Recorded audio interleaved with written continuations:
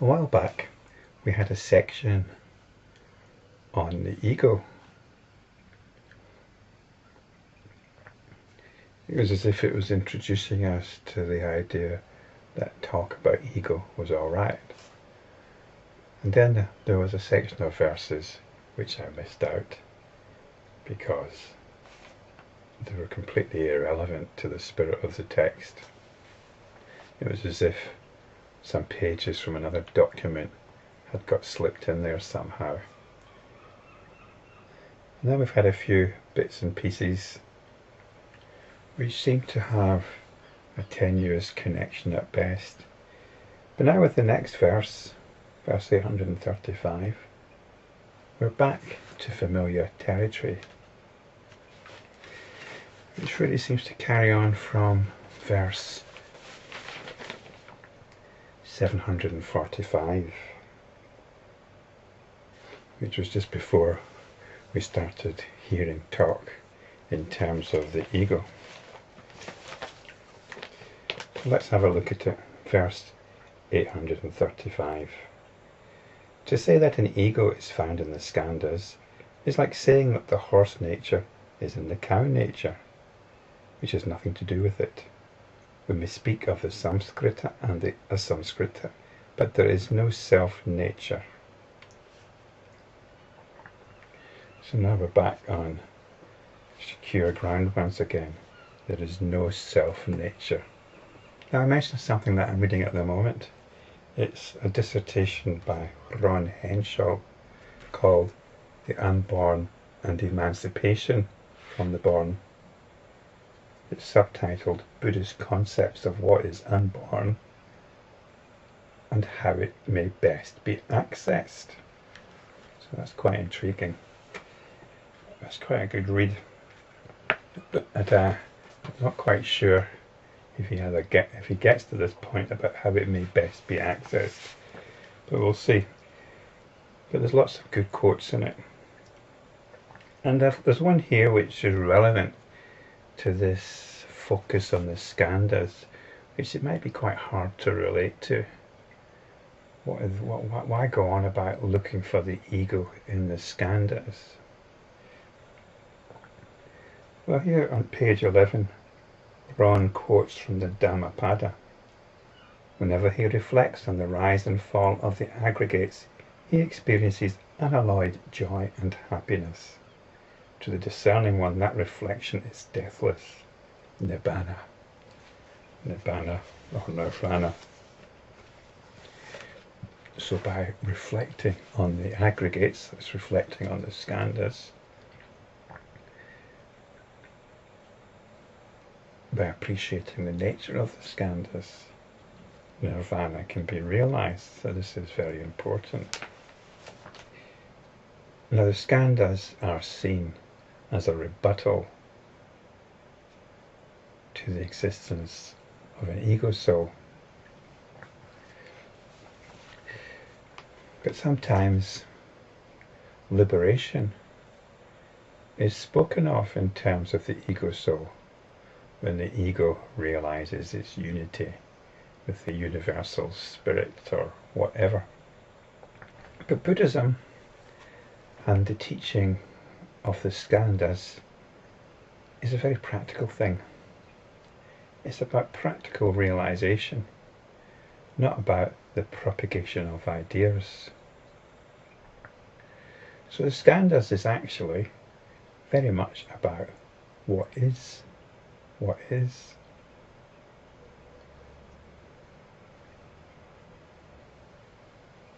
And I've looked into them in detail in previous videos. But I think the problem here is it's easily understood that the Skandhas constitute the ego soul. The Skandhas are what Buddhism says is actually going on, rather than something called an ego soul. So there seems to be a kind of juxtaposition here, and to understand quite wrongly that the Skandha is what the ego soul is constituted of. So in Buddhism we say, rather than an ego soul, what we've got is the Skandhas. So it's easy to make an erroneous judgment that, well, therefore, the ego soul is constituted of the skandhas. But it's not.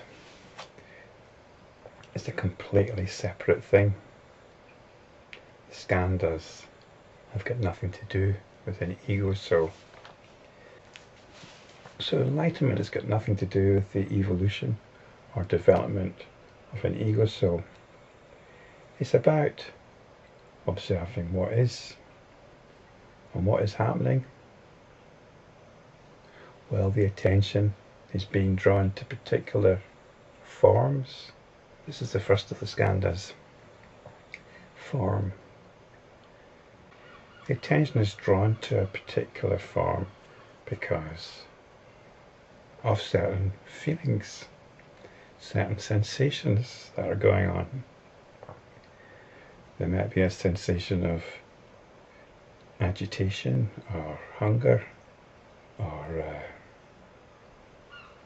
sexual deprivation or whatever, and that drives the attention to focus on certain forms. And these forms could be mental forms as well.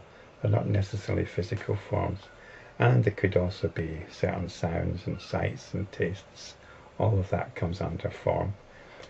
So the attention is driven by certain sensations, certain feelings, which is the second of the skandhas.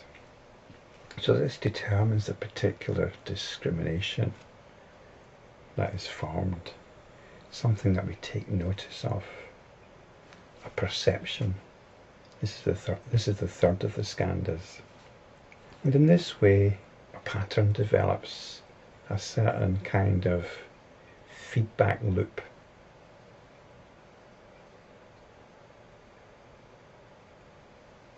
A certain set of sensibilities gets determined,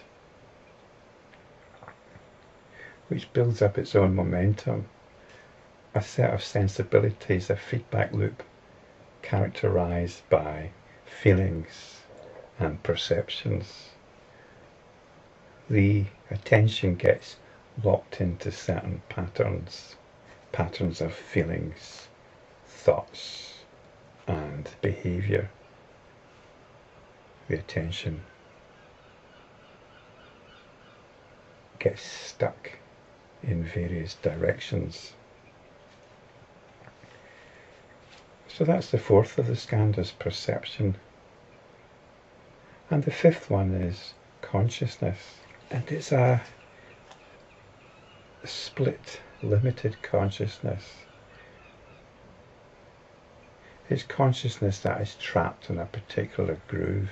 Consciousness is the factor that concludes there's an individual here experiencing a world out there. There's an individual here conscious of a world out there. So these are the factors that we can be aware of. And if we practice awareness of the skandhas, awareness of how the attention moves from one thing to another, how we experience particular sensations, pleasant or unpleasant sensations, because our attention gets drawn to both.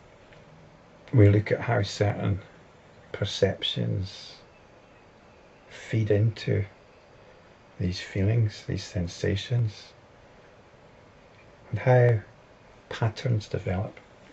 That's the fourth skandha, the samskaras.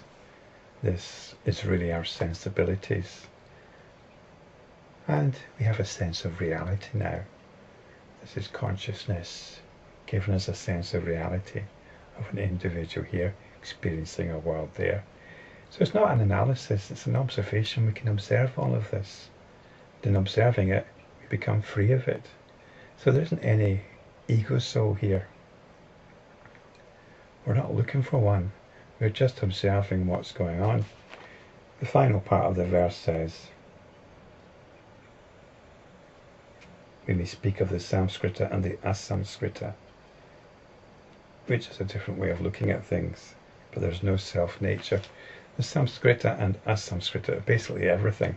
The Samskrita are all of compounded things, and the Asamskrita are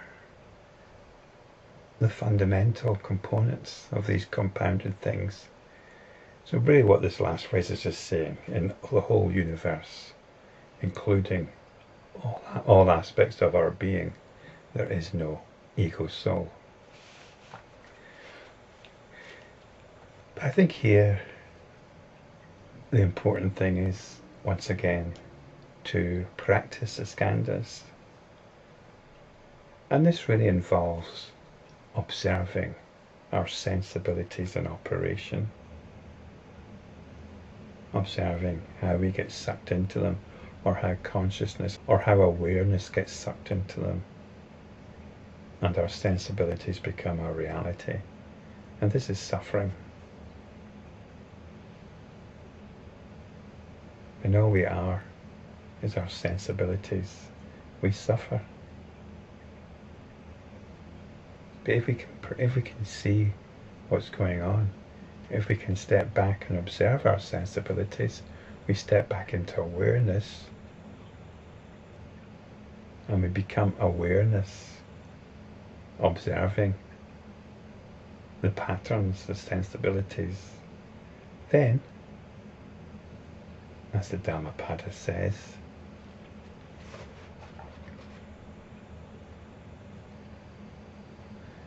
there can be unalloyed joy and happiness.